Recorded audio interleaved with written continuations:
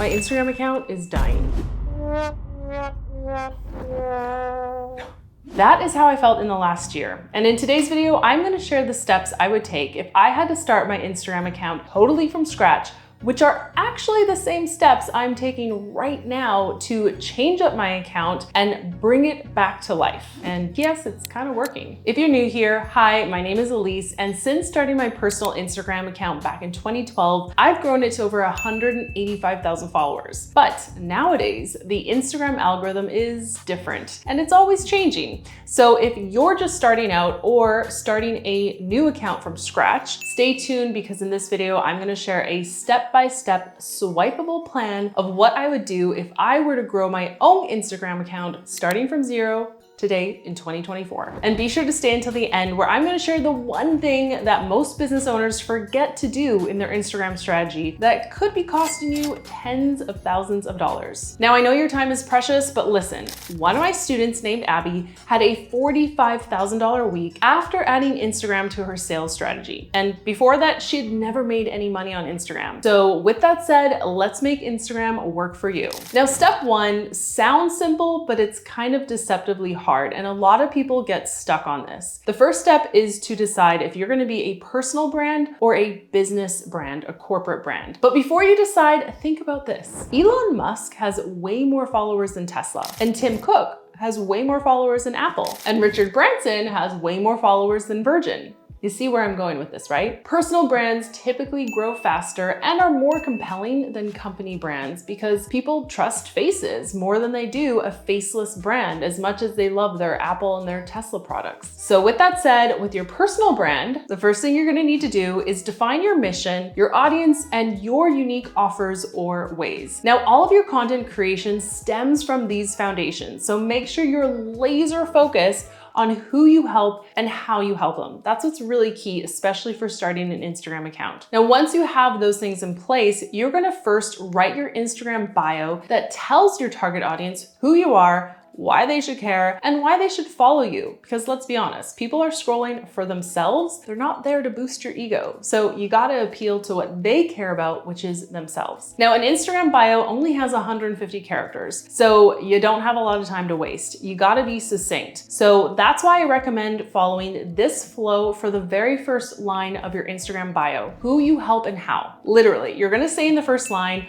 I am for XYZ and I help them do ABC. You wanna call out your target audience so that they can see right when they land on your profile whether you're for them or not. And yes, you're gonna repel some people and that is a-okay. Now, the second line of your business bio on Instagram is the perfect place to build some authority and really make yourself stand out from your competition. So you wanna get tangible and specific here. From a human psychology perspective, we really like to know specifics and even better, numbers. So try to get really specific down to the dollar if you can. You can say things like, I'm the coach featured on Dancing with the Stars, or I've worked with 312 clients and you're next. Something along those lines. Now, the third line of your bio on Instagram is really important because it will provide a specific reason as to why your follower should click the link in your bio. Let your followers know what's in it for them behind the link because no one wants to leave the coziness of Instagram. So it's gotta be compelling. Maybe there's a 10% off code, or maybe there's a brand new training with a specific title that jumps out at them. Is there a good case study that would be really good for them to know? Whatever link is in your profile, the last line of your bio, which sits right above the link, needs to describe what's in it for them. With that foundation in place, it's time to move on to step 2 of creating an Instagram account from scratch. And now it's time to start creating content. I recommend jumping in with both feet here. Don't just dip a toe in, dive on in. You want to start posting as soon as your bio is done. Yes, even if you have no followers, because you got to give your future followers a taste of what your content's going to be like. So I actually recommend posting 9 to 12 pieces of content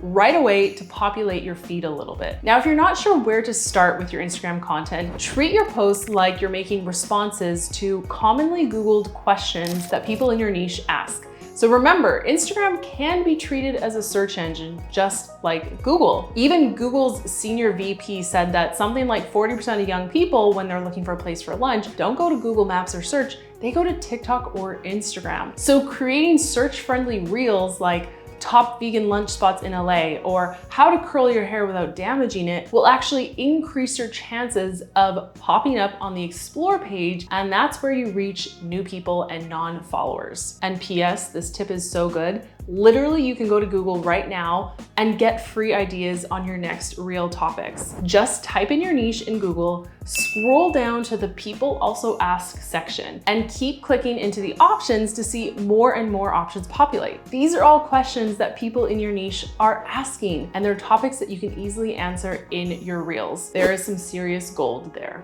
You're welcome. Now, to make actual content for your feed, start with something easy. I'm thinking a B-roll reel with text on top. So what's B-roll? Well, you're gonna film yourself doing anything except talking to camera. So think about your day. Film yourself having coffee while you're journaling, taking your phone calls, getting your hair cut, writing copy at your laptop, whatever it is that you do, set your phone up on a tripod or prop it up against some books and film yourself doing your thing. Remember, anything but talking to camera. These are all B-roll clips. Then you're gonna save them in an album on your phone or put them in your Google Drive and call it your B-roll bank, because you're gonna pull from this every time you need to make a new reel. Now, I teach my students exactly how to do this quickly and easily and what to put on screen in your reels inside of my program called Message Magic. I'll pop the link right below this video so you can check it out. Now that you're starting to create content for your brand new account, let's move on to step 3. And this is more of a mindset thing, but I don't want you to stress about going viral, meaning you don't have to hop on trends that don't align with you personally or your business just to get views. I mean, what good is it to go viral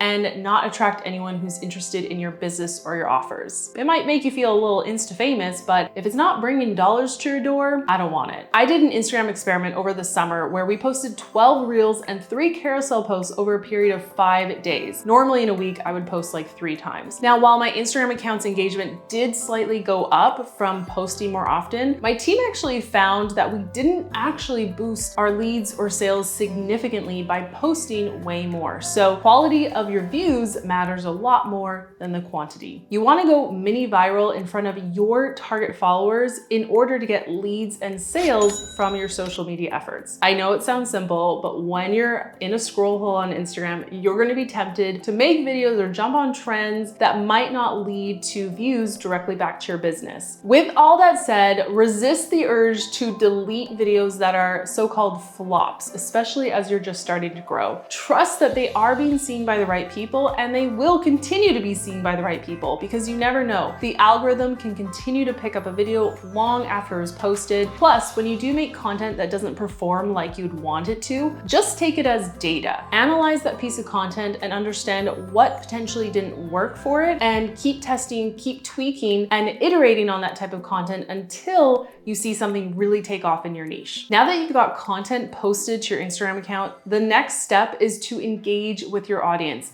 This is so critical as you grow. And this is one of the big mistakes I made when I first started my Instagram account. I was obsessed with getting followers, but I didn't engage with anyone outside of the comments, and I didn't collect email addresses. Remember I mentioned my student who had a $45,000 week just after adding Instagram to her sales strategy? Well, she attributes a lot of her success to conversations that she had with her followers. So prior to her launch, she offered angel readings to members of her audience who were willing to chat on the phone with her and answer a few questions. Now, if you don't have the bandwidth to talk to your audience on the phone, talk to them one-on-one on Instagram. Because I always say the money is made in the DMs. Whatever you do with your brand new account, do not ignore the DMs. But these people who are messaging you in the DMs are interested. They are warm leads and they are your future customers. So how do you generate DMs on a brand new account? Well, start by encouraging your viewers to comment on your videos, and then you can follow up with them with a DM so that you can continue the conversation further. You can even use their comment to create a new reel that features them and their comment or question on screen. And people like that little shout out. Creating content is like a snowball. Once it gets rolling, it gets easier and easier. Step number 5. This is the thing I said that most business owners don't do in their Instagram strategy, and it could be costing you tens of thousands of dollars. You have to remove yourself as the bottleneck as you grow your Instagram. One big difference between Instagram today and Instagram when I first started back in 2012 is that Instagram has partnered with ManyChat, which is a messaging automation automation software. So it's a verified partner of Instagram. But with ManyChat, you can create an automatic DM conversation that delivers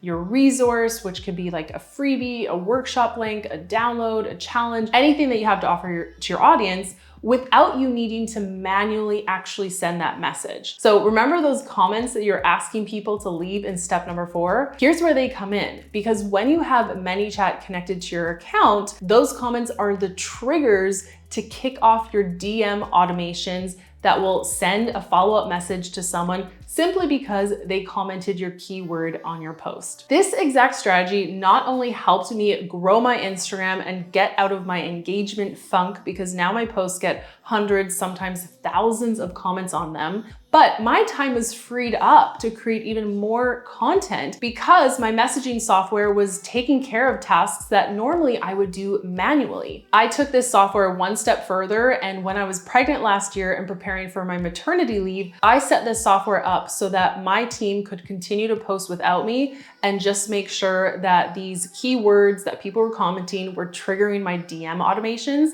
And my business went on to generate $60,000 to $80,000 per month without me while I was off enjoying my newborn snuggles. Now, I've pulled out my favorite DM automation flows from my ManyChat experience because I've been using this tool for 3 years now, and I want to give you my best performing DM automations all inside of Message Magic. So go ahead and check it out. I'm going to leave the link for it right below this video. Now, what I just shared are the exact steps I would take if I was starting Instagram from zero today. Does that feel doable to you? What questions do you still have for me? Let me know in the comments. And if you'd like even more tips on how to make your Instagram account work for you, check out this video next, where I share 50 Instagram tips within 15 minutes.